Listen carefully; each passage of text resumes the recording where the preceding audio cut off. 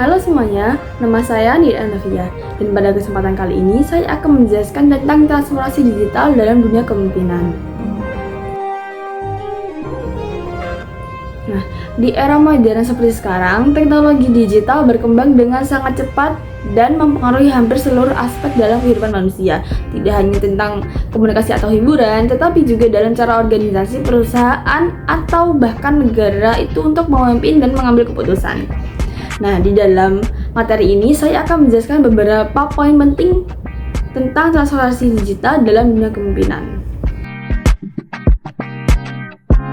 Transformasi digital ini membuat cara memimpin berubah drastis. Dulu, kepemimpinan lebih bersifat hierarkis dan berpusat. Tetapi sekarang dengan adanya teknologi yang berkembang, pemimpin itu harus lebih fleksibel, cepat, dan kolaboratif. Pemimpin saat ini tidak cukup jika hanya mempunyai manajemen kepemimpinan yang biasa, tapi mereka juga harus memiliki kemampuan memahami data, kemampuan menggunakan teknologi digital, dan yang terakhir adalah pemahaman tentang geopolitik dan keamanan cyber. Karena transformasi digital ini bukan hanya soal menikmati teknologi, memakai teknologi yang baru, tetapi ini adalah suatu perubahan menyeluruh dalam cara organisasi bekerja, komunikasi, dan pengambilan keputusan. Di dunia yang mengalami globalisasi ini, banyak inovasi yang ditemukan oleh para ilmuwan untuk mempermudah kehidupan manusia dengan teknologi yang luar biasa.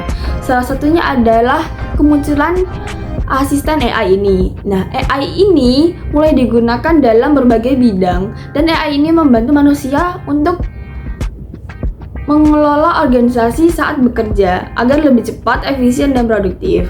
Lalu ada istilah strategi cyber, di mana ini adalah cara sebuah organisasi melindungi sistem digitalnya dari ancaman internet atau serangan cyber.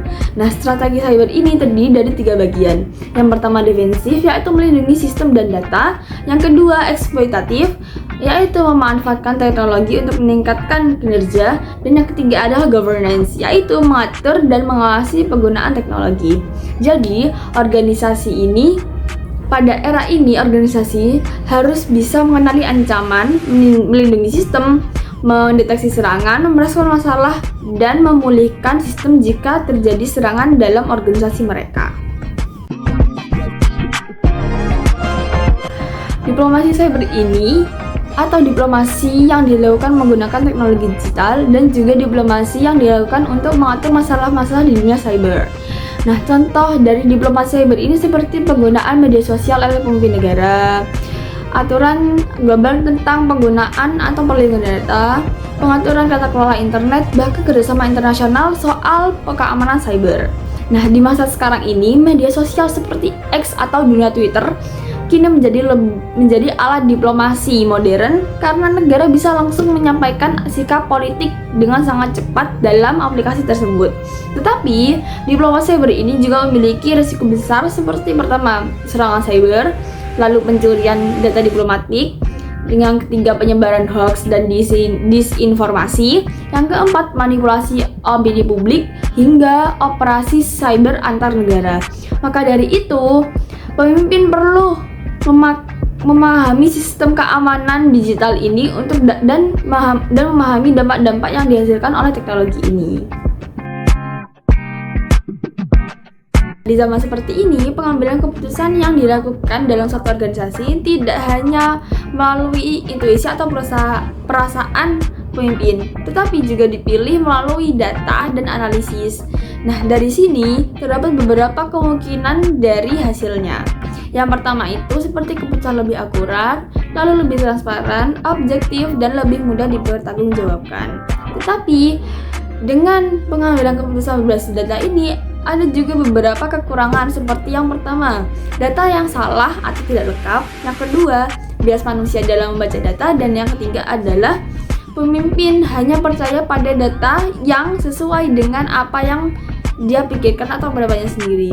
Oleh karena itu, pemimpin itu harus bisa mengevaluasi data dan menganalisis sebelum mengambil keputusan untuk suatu organisasi. Teknologi bukanlah hanya alat biasa, tetapi mereka juga sudah menjadi bagian dari kekuatan negara. Nah, negara menguasai AI, data, infrastruktur digital, dan keamanan cyber ini akan menjadi atau memiliki pengaruh politik dan ekonomi yang lebih besar di dunia. Karena di era seperti ini, suatu individu ataupun manusia tidak selalu mengandalkan keberadaan fisik dalam beraksi jika ada teknologi yang memudahkan mereka untuk melakukan sesuatu. Maka dari itu, bagi pemimpin penting untuk memahami teknologi ini dalam memimpin suatu organisasi atau negara.